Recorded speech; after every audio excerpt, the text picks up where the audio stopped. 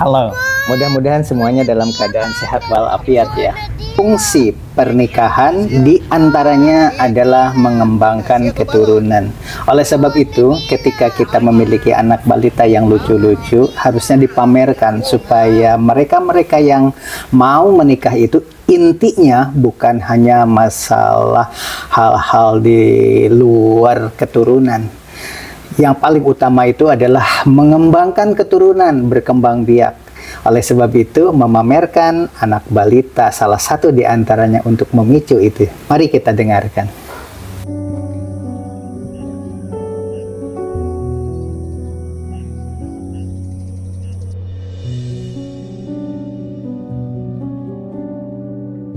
Mengapa kaum pelangi itu mendapat reaksi dari berbagai suku, bangsa, bahkan religi?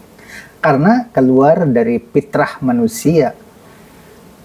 Musnahnya manusia bisa diakibatkan dari program manusia pelangi yang menikah sesama jenis, laki dengan laki-laki atau homoseksual, atau wanita dengan wanita yang biasa disebut dengan lesbian atau lesbi. Jika pernikahan lelaki dengan lelaki, perempuan dengan perempuan itu tidak mengakibatkan lahirnya keturunan baru, maka lahirlah program, yaitu manusia tabung yang mempergunakan mesin mempertemukan antara ovum dengan sperma. Tentu saja bisa melahirkan manusia baru, tetapi ada hal-hal yang tidak manusiawi di situ. Tidak ada ikatan batin di situ. Bagaimana kasih sayang antara ibu dengan anak yang terjalin itu karena merasa itu adalah darah daging. Bagi orang-orang yang tidak memiliki keturunan, sesudah berupaya antara laki dan perempuan melakukan pernikahan, mungkin boleh saja mempergunakan program bayi tabung. Tapi jika melawan kodrat pernikahan ala manusia pelangi, laki-laki dengan laki-laki atau perempuan dengan perempuan, dan untuk mendapatkan keturunan dengan cara sistem tabung tadi, itu barangkali yang dilarang oleh Allah Subhanahu wa Ta'ala berdasarkan ilmu religi, agama apapun tentunya. Manusia meninggal hanya ada 3, yaitu ilmu yang bermanfaat, harta di jalan Allah, dan satu lagi yaitu doa anak-anak saleh.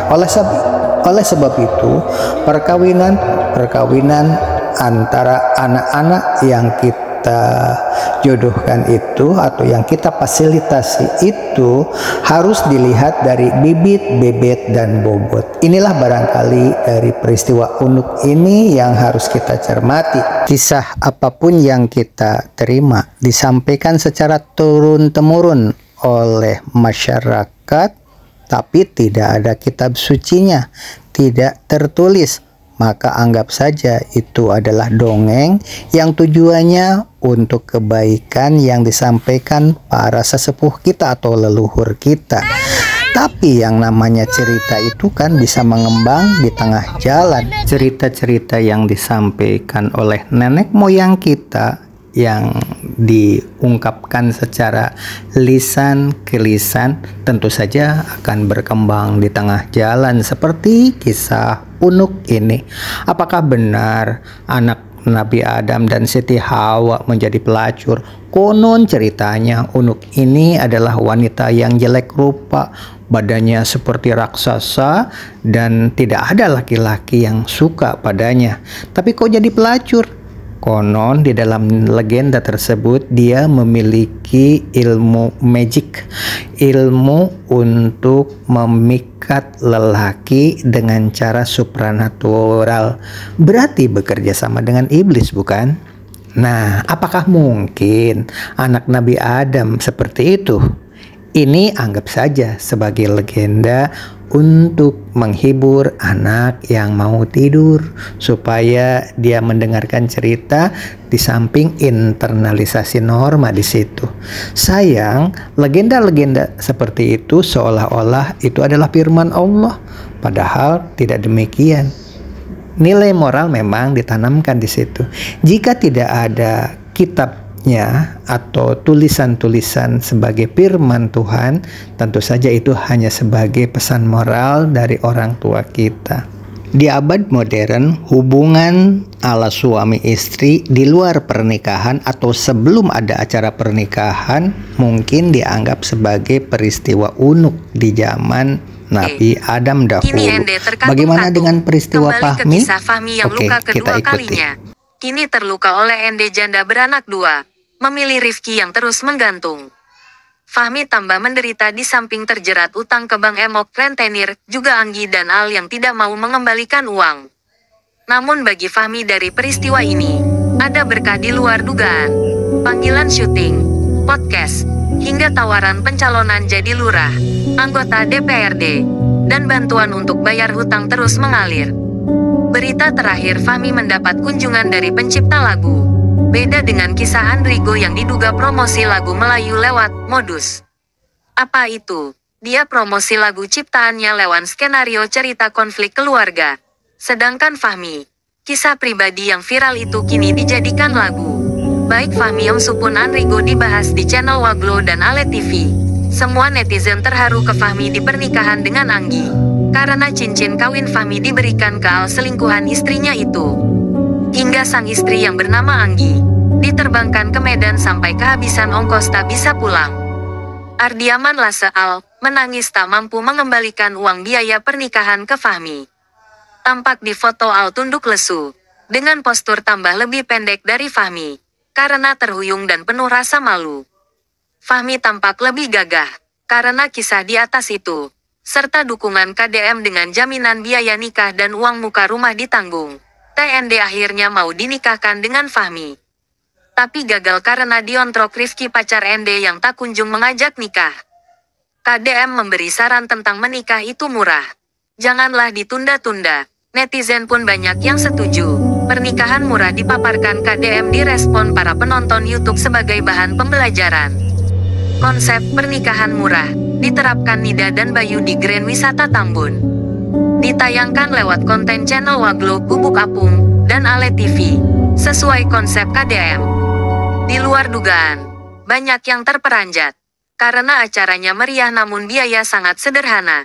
Banyak orang bertanya dan menampakkan diri bahwa mereka ingin meniru polanya. Pernikahan Nida dan Bayu di Grand Wisata itu hanya dilaksanakan di Masjid Ijatul. Setelah itu, para undangan semuanya diajak makan-makan di rumah makan. Hanya itu saja. Dan alhamdulillah resmi selesai aturan agama dilalui. Nah, atas dasar itulah maka berbondong-bondonglah orang ingin melakukan pernikahan seperti itu karena biayanya ringan. Dan dalam pertimbangan, diwacanakan akan disare bertahap karena terlalu panjang untuk ukuran konten kreatif. Acara pernikahan Nida Isti'ajah dengan Bayu ini akan di-share sebagai konten kreatif untuk bahan pembelajaran bahwa pernikahan dengan biaya murah itu benar-benar bisa dilakukan seperti dalam contoh konten berikut ini.